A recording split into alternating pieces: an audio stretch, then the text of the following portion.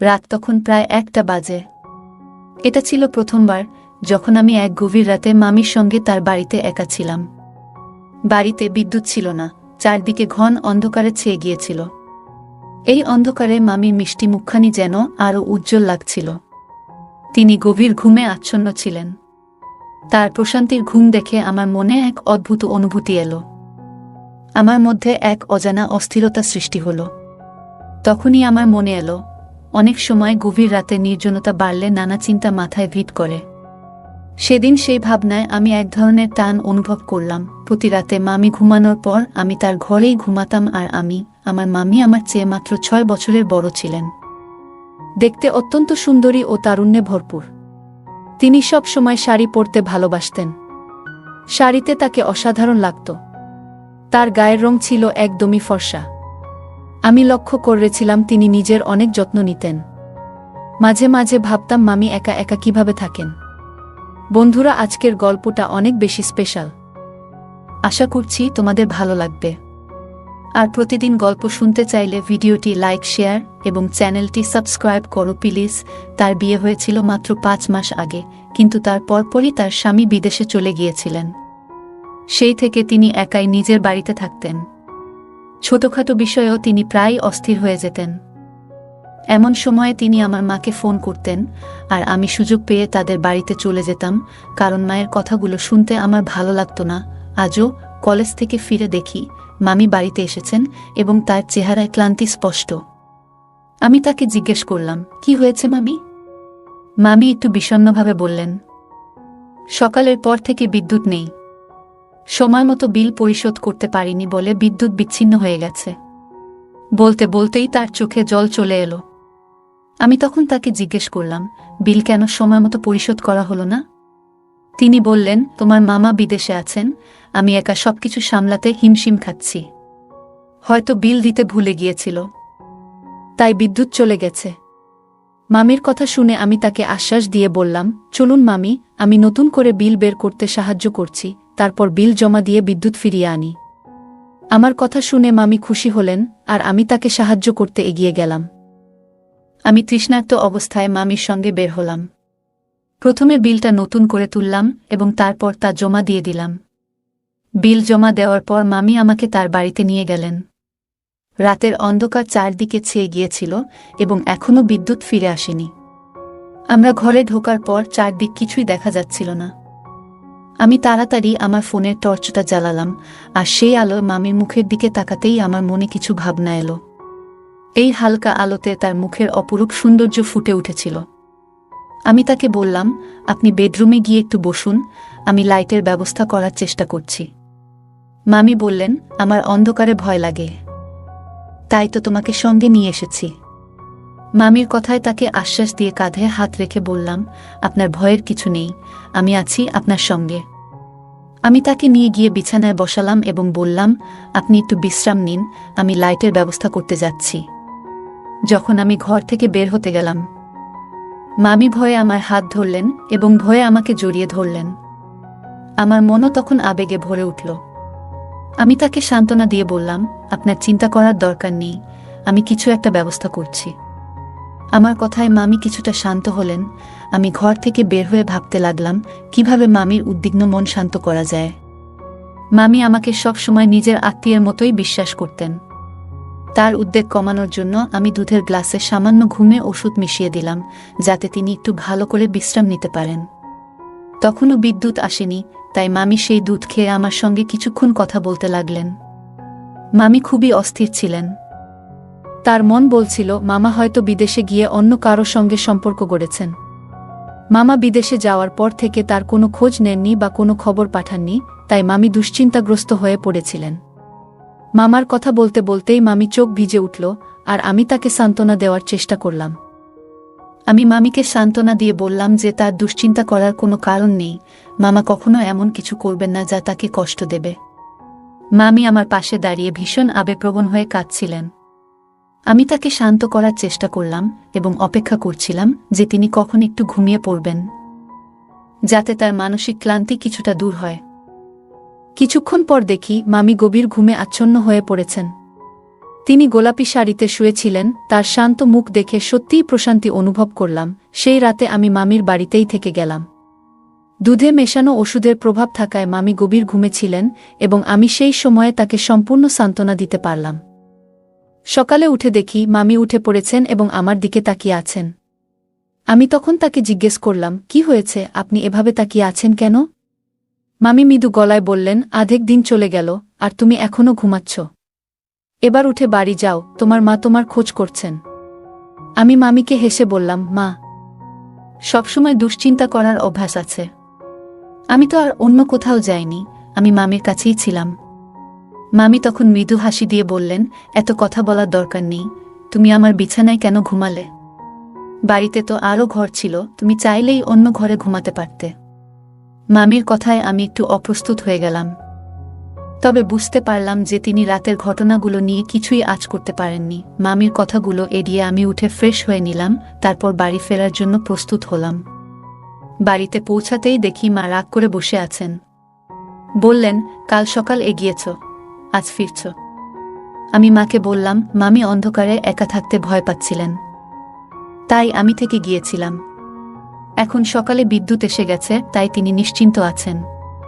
মা তখন বললেন, তোমার মামির এমনই স্বভাব, সবসময় ছোট ছোট বিষয় নিয়ে দুশ্চিন্তা করেন। তার মনে হয় তার স্বামী বিদেশে গিয়ে অন্য কোথাও আসক্ত হয়েছেন। সে তো সেখানে কাজ করছে, কিন্তু মামি চান তিনি যেন সবসময় ফোনে তার সঙ্গে কথা বলেন। মা মামির এই অতিরিক্ত চিন্তার অভ্যাস নিয়ে বিরক্ত ছিলেন, আর আমি মায়ের কথা চুপচাপ শুনে যাচ্ছিলাম। এভাবেই দুদিন কেটে গেল, আর আমি মামির বাড়ির দিকে আর যাইনি। কিন্তু মন চাচ্ছিল কিভাবে আবার মামির বাড়িতে যাই। দুদিন পর সন্ধ্যায় বন্ধুবান্ধবের সঙ্গে সময় কাটিয়ে বাড়ি ফিরলাম, আর দেখলাম মা পনিরের তরকারি রান্না করছেন। মায়ের সামনে ইচ্ছে করেই বললাম, মামি তো পনিরের তরকারি ভীষণ পছন্দ করেন, যদি কাছেই থাকতেন তবে দিয়ে আসতাম। মা মামির ওপর মাঝে মাঝে বিরক্ত হলেও তাকে খুব ভালোবাসেন। আমার কথা শুনে মা বললেন, মামির বাড়ি এতটাও দূরে নয়, তুমি তো বাইক নিয়ে 5 মিনিটেই পৌঁছে যেতে পারো, যাও গিয়ে দিয়ে এসো। আমি মনে মনে এই সুযোগের অপেক্ষায় ছিলাম। মুখে একটু অনিচ্ছার ভান করে বললাম, ঠিক আছে, আপনি প্যাক করে দিন, আমি দিয়ে আসছি। আর আমি মনে মনে অনেক খুশি হলাম। মা তাড়াতাড়ি করে পাত্রটা গুছিয়ে দিলেন, আর আমি মামির বাড়ির দিকে রওনা দিলাম। মামির বাড়িতে পৌঁছেই দেখি তিনি খেতে বসেছেন। পনিরের তরকারি দেখে তার মুখে হাসি ফুটে উঠল। খেতে বসতে বলায় আমিও তার সঙ্গে বসে গেলাম। খাওয়া শেষ হওয়ার পর আমি চায়ের আবদার করলাম। তখনই মনে হলো বাড়ি ফিরতে আর মন চাইছে না।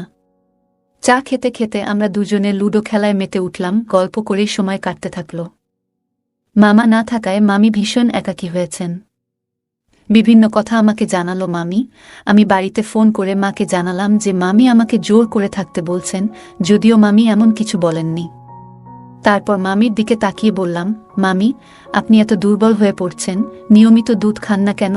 মামি হেসে বললেন, একে তো কেউ দুধ এনে দেয় না, আর তার উপর একা একা সব সামলাতে হয়।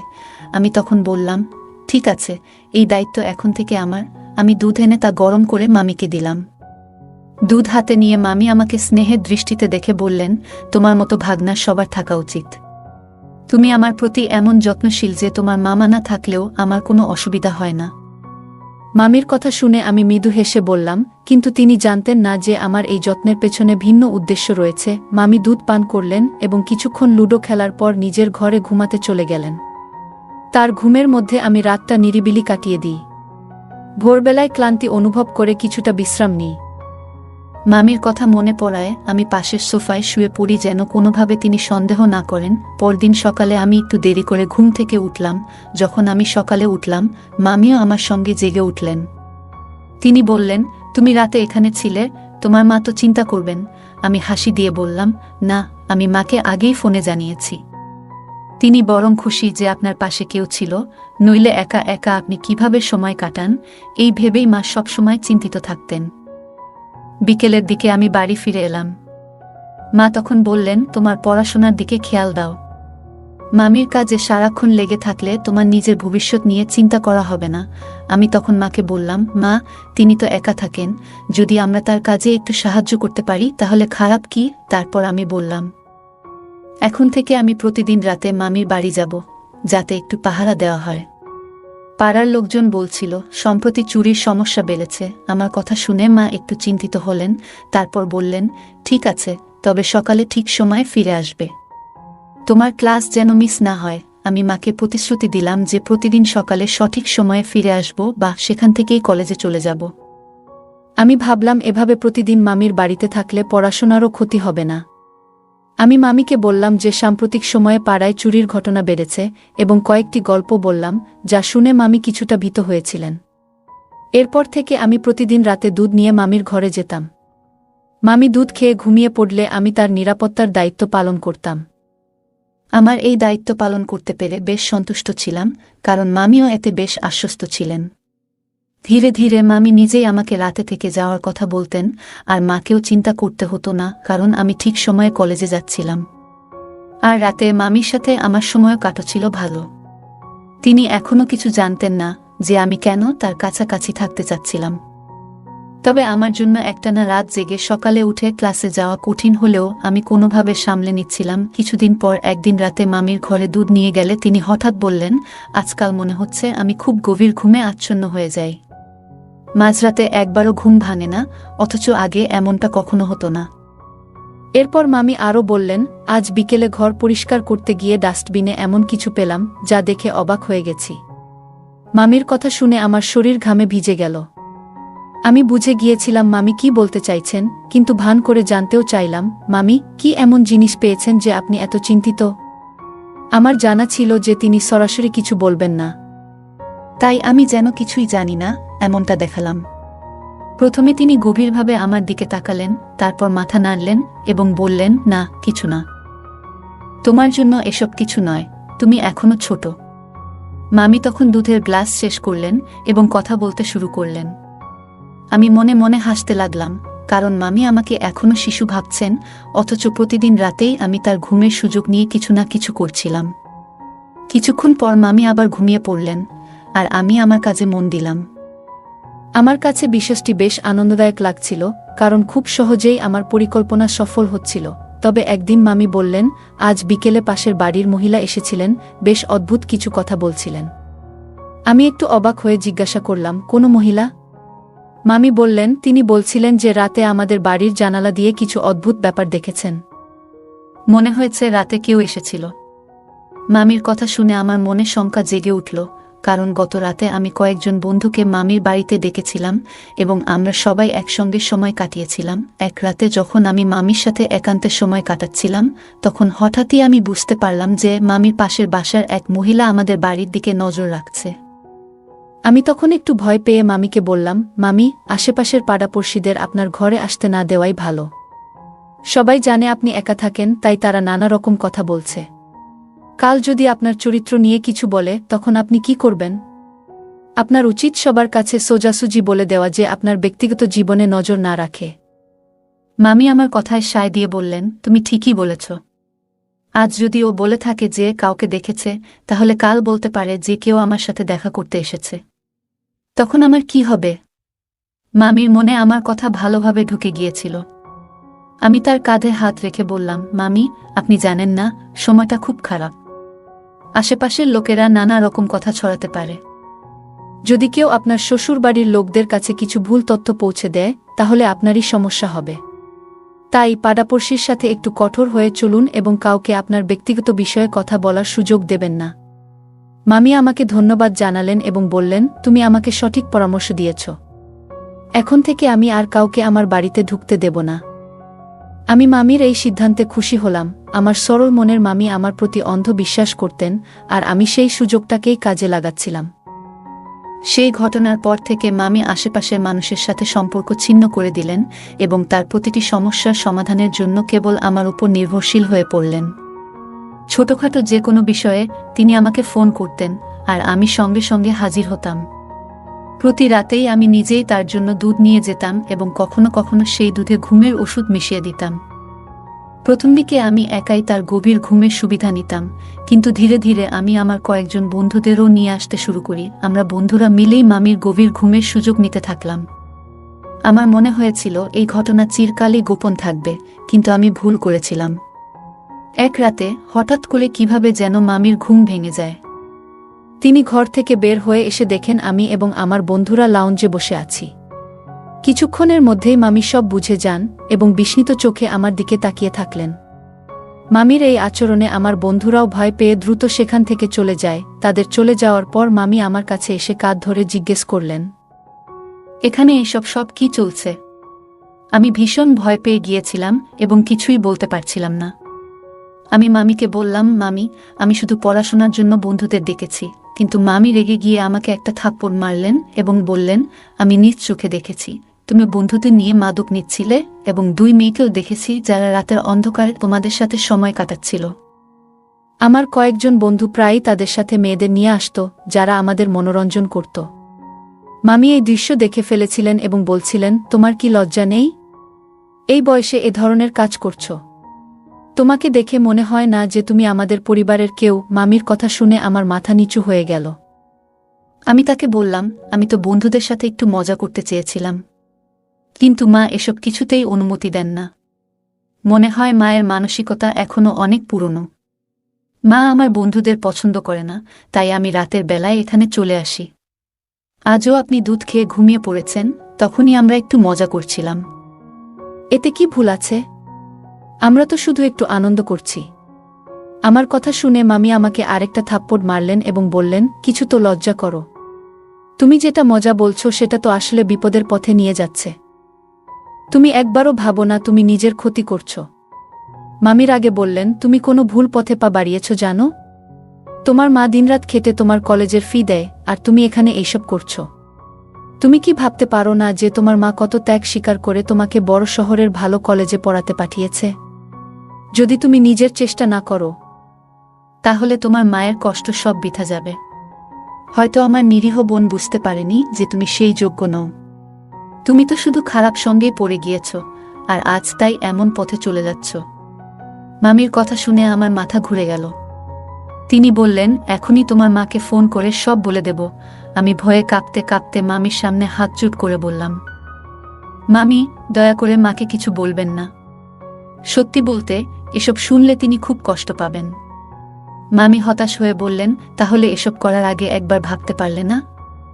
আমি বুঝতে পারছি কেন আমি প্রতিদিন গভীর ঘুমে ডুবে যেতাম। আসলে তুমি আমার এই বিশ্বাসের সুযোগ নিয়েই আমার বাড়িতে এমন সব জায়গা তৈরি করেছিলে। নিজেকে লজ্জা হওয়া উচিত তোমার। মামি কথা বলতে বলতে কান্নায় ভেঙে পড়লেন। মামি সোফায় বসে রইলেন, আর আমি তাকে আশ্বস্ত করার চেষ্টা করলাম যে ভবিষ্যতে কোনো ভুল কাজ আর করব না। কিন্তু তিনি আমার উপর বিশ্বাস রাখতে রাজি ছিলেন না। তিনি বললেন, যে ছেলে প্রতিদিন নিজের মামিকে ঘুমের ওষুধ দিয়ে ঘুম পাড়াতে পারে, সে তো কোনো কিছুই করতে পারে। তুমি আমার একাকিত্বের সুযোগ নিয়ে আমার বাড়িটাকে প্রায় ক্লাব বানিয়ে ফেলেছিলে। লজ্জা হয় এটা বলতে যে তুমি আমার ভাগনা।